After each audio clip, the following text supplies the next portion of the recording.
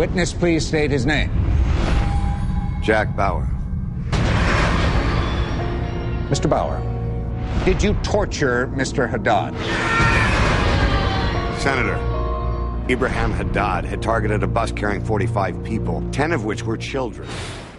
Bonjour tout le monde, et nouveau en série aujourd'hui, on va revenir sur une autre ancienne série, une autre série que j'ai particulièrement aimée, que beaucoup ont aimé avant de se mettre, comme souvent avec les séries trop longues, les séries au long cours, à les haïr.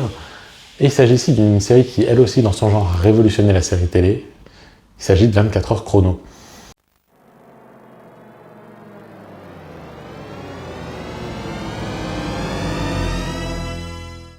Alors 24 heures chrono, ça a été créé par Joël Surnoff et Robert Cochrane. C'est une série qui a des épisodes de 43 minutes, qui a été diffusée de 2001 à 2010, avant un revival en 2014, qui est composé de 204 épisodes et un téléfilm, et qui s'est étalé sur 9 saisons, ce qui est quand même pas rien. Au casting, on a retrouvé entre autres Kiefer Sutherland, Elisha Cuthbert, Dennis Haysbert, D.B. Woodside ou encore Dennis Hopper.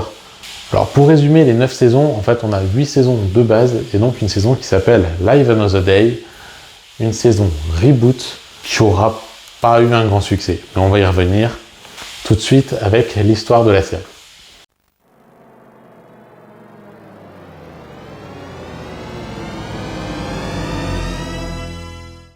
Dans la série, on va suivre Jack Bauer, un agent qui va rapidement se retrouver proche du président et qui va devoir, au fil des saisons, déjouer divers complots contre le président. Et à chaque fois, étrangement, il va avoir 24 heures pour les résoudre. Chaque épisode équivalent à 1 heure, même s'il dure que 43 minutes, les pubs sont comprises dedans. Du coup, ça fait bien 1 heure. Voilà globalement pour le concept de la série, puisque c'est plus un concept qu'une histoire finalement. Alors parlons de la série maintenant.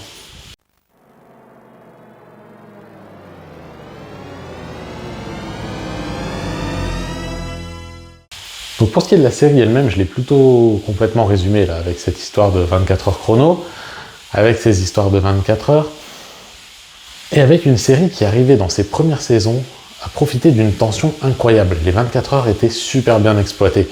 Les scénarios étaient écrits pour tenir sur 24 heures, et chaque épisode avait son lot de rebondissements, avait son lot d'événements. C'était quelque chose d'assez incroyable en termes d'écriture. Réussir à faire ça, c'était remarquable à l'époque. La série l'a joué véritablement en mode espionnage, et on se laissait prendre au jeu, on appréciait le jeu des acteurs. On avait quand même Kiefer Sutherland en tête d'affiche. Faut pas oublier que Kiefer Sutherland, quand il était plus jeune, c'était une future star du cinéma. Il n'a jamais vraiment explosé comme il l'aurait dû. À l'affiche d'une série, c'était absolument incroyable. Et du coup, pendant les premières saisons, on se laisse totalement prendre. Jack Bauer, c'est devenu une icône de la série télé, une icône inoubliable, plus même qu'Axel Bauer, ce qui est quand même quelque chose. 35 jours sans voir la terre.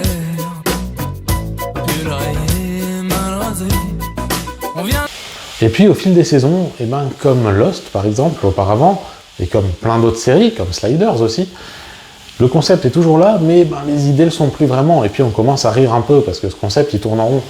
Je veux dire, 24 heures c'est bien, mais au bout de 8 saisons, à chaque fois il a eu 24 heures, on se commence à se demander si Jack Bauer il résout pas tous ses problèmes en 24 heures finalement. Si on lui demande d'aller chercher un chat en haut d'un arbre, est-ce qu'il va pas mettre 24 heures aussi? Si on lui demande d'aller aux toilettes, est-ce qu'il va pas mettre 24 heures aussi? On a commencé à en rire, on a commencé à se moquer parce que ça devenait un peu ridicule. Alors est-ce que c'est pour ça que la série, que le pseudo-reboot, que la Live Another Day, le retour de Jack Bauer s'est fait finalement en 12 heures, en s'appelant toujours 24 par contre, mais ça s'est bien fait sur 12 heures? Peut-être. Reste que ce reboot n'aura pas eu de succès, il n'y aura pas eu de suite, et la série finalement n'aura pas marqué pour son final, on aura vite oublié les dernières saisons, pour se concentrer sur les premières qui globalement condensaient toutes les qualités de la série. Les split screens, les surprises, les événements, l'action continue. On était constamment en bout de souffle en regardant la série, c'était quelque chose de vraiment incroyable. Dommage que ça n'ait pas tenu sur les 9 saisons, reste que 24 heures chrono, c'est quand même une série qui aura marqué l'histoire de la télé et qui m'aura marqué aussi. Si vous avez vu la série, je vous laisse laisser votre avis sous la vidéo et je vous souhaite une bonne journée à toutes et à tous. Put me through to the White House. Do you think you can find these people before they do any real damage? Tony, just talk to me. Nothing you or the FBI can do about this. Oh my God, they're on a collision course. Pull up! Pull up! Tony! 24